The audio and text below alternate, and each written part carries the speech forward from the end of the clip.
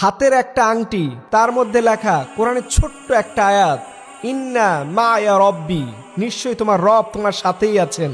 এই কোরআনের আয়াতটা দিয়ে প্রমাণিত হয় আয়াতুল্লাহ আলী খামিনি কতটা আল্লাহর উপরে ভরসাশীল মানুষ ছিলেন।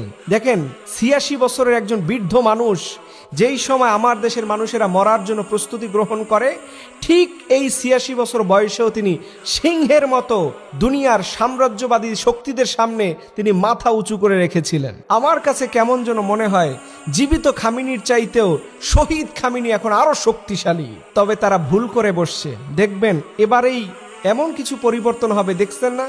পুরো মধ্যপ্রাচ্যের জালিমদের সাম্রাজ্যবাদীদের যে স্টেটগুলো আছে অলরেডি কিন্তু তামা করে দেওয়া হচ্ছে।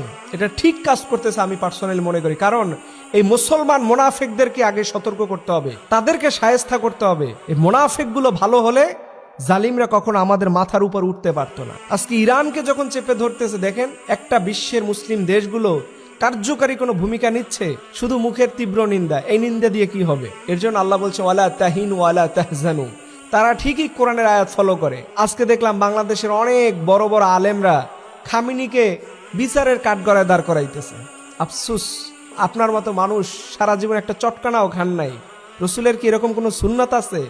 দাঁত মোবারক শহীদ হয়েছে, কত কিছু গেল রসুলের জীবনে। আপনি তার ওয়ারিস, আপনার কিছু হয় না। আর খামিনিরা তো আকীদা খারাপ, তাই ওদেরকে জালিমরা চিনে ফেলছে। আপনারা জালিমরা বন্ধু মনে করে। মনে রাখবেন, কাফেররা যখন আপনাকে বন্ধু মনে করবে তখন আপনার ভিতরে ঝামেলা আছে। আল্লাহ তাআলা আমাদের সঠিক বুঝ অর্জন করা তৌফিক দান করে। সকলে বলেন আমিন।